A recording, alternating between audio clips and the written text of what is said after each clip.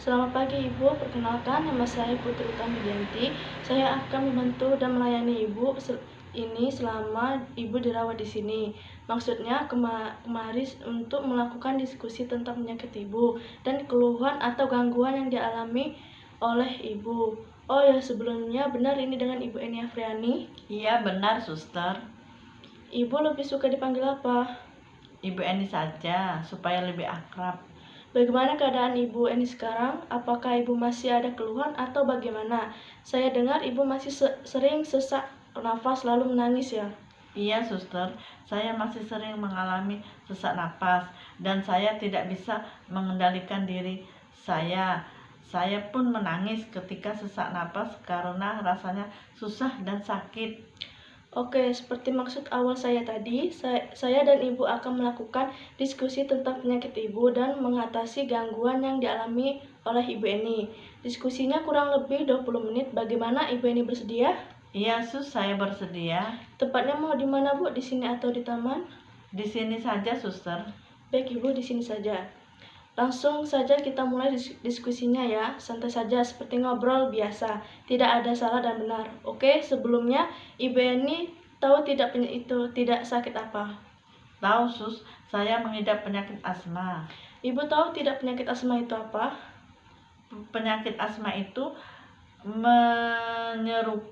penyempitan pada saluran pernapasan. Ya, benar sekali. Nah, tadi Ibu bilang kalau ada sering sesak nafas. Apa sih penyebab sesak nafas itu?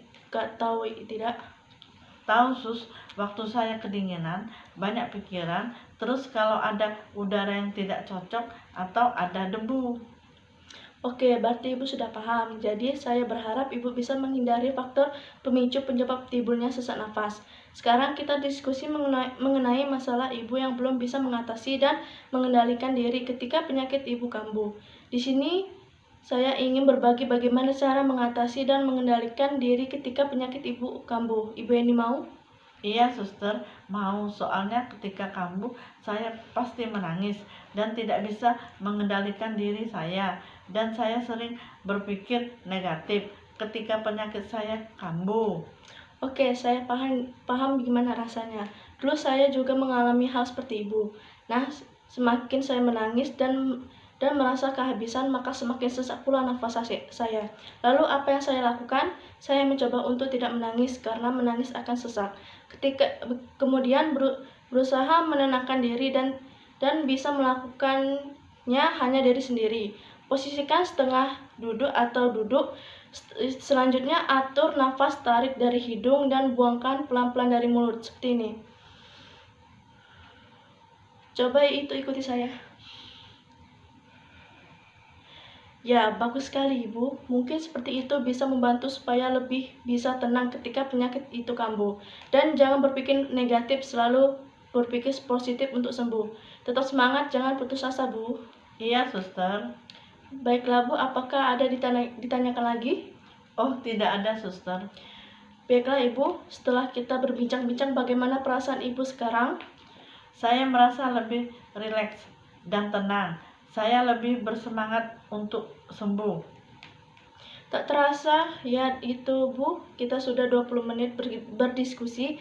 Untuk pertemuan pertama ini cukup. Bagaimana kalau untuk pertemuan kedua kita berdiskusi mengenai perkembangan Ibu setelah 2 hari. Jadi untuk pertemuan kedua, 2 hari lagi lebih kurang 20 menit seperti tadi.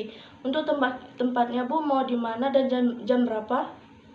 Di sini lagi saja ya, suster. Untuk waktu pukul 9 ya, sus.